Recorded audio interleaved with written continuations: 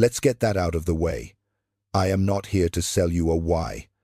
I am not here to tell you your life matters in the grand cosmic scheme. It doesn't. No one's does. And the desperate search for that missing why is the very thing poisoning your days. But there is a man, a chain-smoking, Nobel Prize-winning, World War II resistance-fighting philosopher who looked into that abyss and didn't see a reason to die. He saw a reason to live more fiercely than ever. His name was Albert Camus.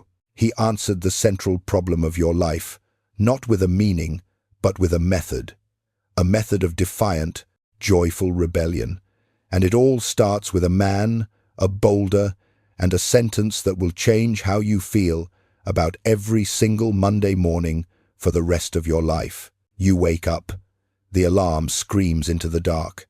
You move through the rituals, the shower, the coffee, the commute, but you are a ghost in the machine. You perform your job, but it feels like shuffling papers on the deck of a ship that isn't going anywhere. You come home, you scroll, you sleep, and in the stillness between actions, the question rises, not as a thought, but as a physical sensation in the center of your chest.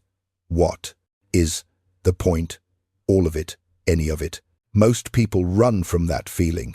They bury it in workaholism, numb it with substances, mute it with entertainment, or disguise it with the frantic pursuit of someone else's definition of success. Camus said to stop running. He said sit down with the feeling, interrogate it.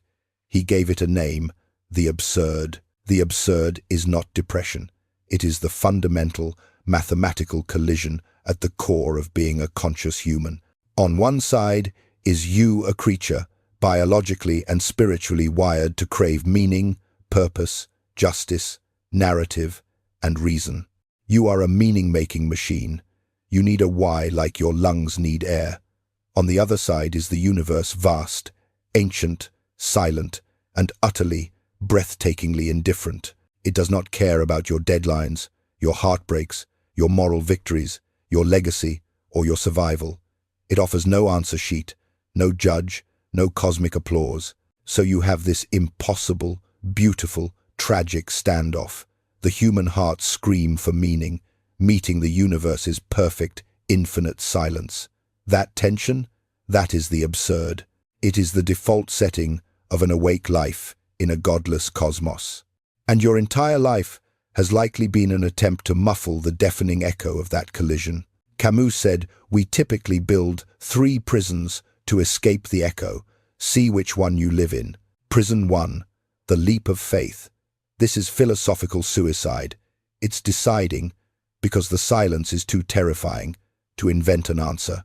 To believe in a god, a cosmic plan, a destiny, a political utopia, or the law of karma that promises it will all balance out. It is hopping into a comfortable, well-decorated cage because the freedom of the desert is too vast and empty. Camus rejected this. He called it intellectual dishonesty. It is closing your eyes and pretending the question doesn't exist because you can't bear the reality that there is no answer. Prison 2, nihilism and surrender. If there's no point, then why bother? This is the slide into despair, cynicism, or in its ultimate form, physical suicide. Camus, who wrestled with this darkness, rejected it absolutely. Why? Because it is not a solution to the absurd. It is surrender to it. It is letting the universe's indifference have the final word. It is agreeing with the void. Prison 3, the treadmill of distraction. This is the most common cell, and it has no walls, just a horizon that forever recedes.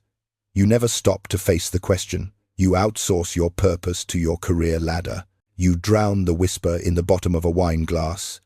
You numb it with the infinite scroll of a streaming service. You hide in the frantic busywork of other people's needs, or the drama of the news cycle, or the carefully curated performance of a life on social media. You run so fast and so loudly that you can't hear the silence you're running from. You die of exhaustion, having never truly lived.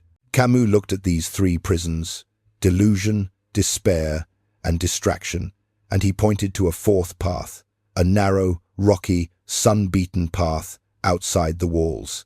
He didn't call it happiness. He called it rebellion. Rebellion is the conscious, deliberate choice to hold the absurd conflict within you, without flinching and without false comfort. It is looking directly into the indifferent face of the universe, acknowledging the total lack of inherent meaning and saying, "Fine, you are silent. You provide nothing. Therefore, everything is permitted. I am not permitted. I am the one who permits. I will create my own meaning. I will not wait for your validation. I will not follow a script you failed to provide. I will write my own lines, and I will defend them with my life." This brings us to the myth, to Sisyphus, the man condemned by the gods to the most futile task imaginable, to push a massive boulder up a mountain, only to watch it roll back down every time he nears the summit. Forever, no progress, no pardon, just the rock, the slope, and eternity. Camus says, "Look closer. Sisyphus is not just a prisoner. In the moment he turns to walk back down the mountain, after the boulder has crashed to the bottom, he is conscious. He is free. He understands the full, horrific extent of his fate. And in that understanding, he possesses something the gods who condemned him do not: his own awareness, his own will. He is superior to his fate because he knows it, and he continues anyway. His punishment relies on his despair, but he has something they cannot touch: his own mind.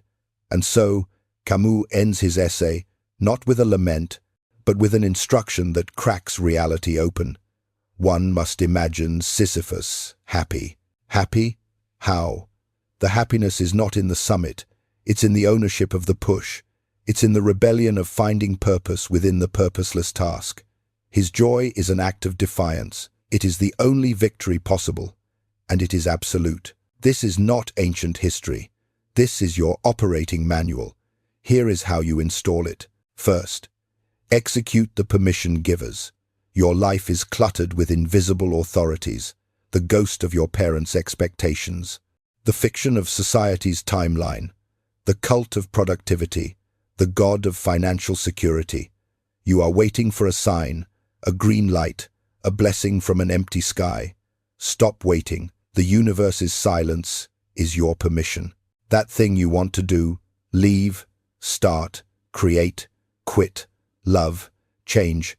The only one withholding authorization is you, because you're still listening for a voice that will never speak. The committee is adjourned. The throne is empty. You are the only sovereign left. Govern accordingly. Second, fall in love with the physics, not the destination. We are addicts of the summit. I'll be happy when I get the promotion, lose the weight, find the partner, buy the house. But destinations are mirages. You arrive, and the boulder is already at the base of a new mountain. The promotion brings new burdens. The dream project ends, leaving a void. Camus' radical shift is this: the meaning is not at the top, it is in the climb. It is in the texture of the rock under your palms, the rhythm of your breath, the focused mastery of the craft itself, your meaningless job. The meaning is in the dignity you bring to it today, the problem you solve for a colleague, the focus you cultivate in a single task, your strained relationship. The meaning is in the conscious choice to be kind in this moment, to listen, to show up, not for a guarantee of forever, but because this act of showing up is itself the entire point. The struggle is not the barrier to your life, it is the substance of it. Third, choose passion, which is present, over hope, which is a ghost. Hope is a future tense emotion. It whispers, maybe someday things will be better. Maybe the universe has a plan. It is passive. It is waiting for your circumstances to change. Passion is present tense. It declares, I am alive right now, and I will pour the full force of that aliveness into this. Camus, knowing his time was short, did not write hopeful poems about an afterlife. He wrote searing, urgent novels. He edited an underground newspaper for the French resistance, risking execution. He loved with a fierce, messy intensity. He debated in smoke-filled cafes until dawn. Hope gazes at the empty heavens, begging for a sign. Passion plants its feet on the solid, empty earth and strikes a match. What makes you feel electrically alive today? That is your compass. The fire you build is the only answer to the cold. Finally, you must laugh. The absurd is, at its core, ridiculous. You are a collection of atoms that has become conscious of its own existence, riding a wet rock through an infinite void, and you are stressed about a quarterly report, a social slight, a wrinkle, a like. It's hilarious. The cosmic joke is that there is no punchline. To realize this is not to descend into despair, it is to be liberated from it. The next time you're stuck in traffic, late for a meeting that will be forgotten in a week, smile. That smile is rebellion. It is you, Sisyphus, watching the boulder tumble down and choosing your own weather. It is the ultimate yes in the face of the eternal no. Camus crafted this philosophy not in an ivory tower, but in the literal darkness of World War II. He had every reason to declare life a tragedy. Instead, he declared it an invincible summer. He understood that the death of God did not create a hell. It created a terrifying, magnificent responsibility. The responsibility to be your own God, to create your own cathedral of meaning in the emptiness, to be the author of your own worth. So here you are. The video is almost over. I have not given you a purpose.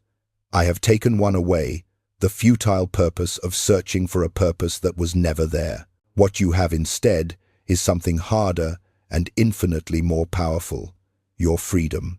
Your boulder is waiting. It is your inbox, your blank page, your difficult conversation, your Monday morning, your silent kitchen, your aging body, your tender heart. You will push it, not because it will ever stay at the top, but because in the pushing you assert the one thing the silent universe can never take from you: your sovereign right to declare this matters to me, your right to find a fierce, defiant joy in the strain, your right to look into the void and, instead of an echo, hear the sound of your own relentless heart, beating a rhythm that says, I am here, I choose this rock is mine. One must imagine Sisyphus happy. Now, go imagine yourself, and then pick up your rock.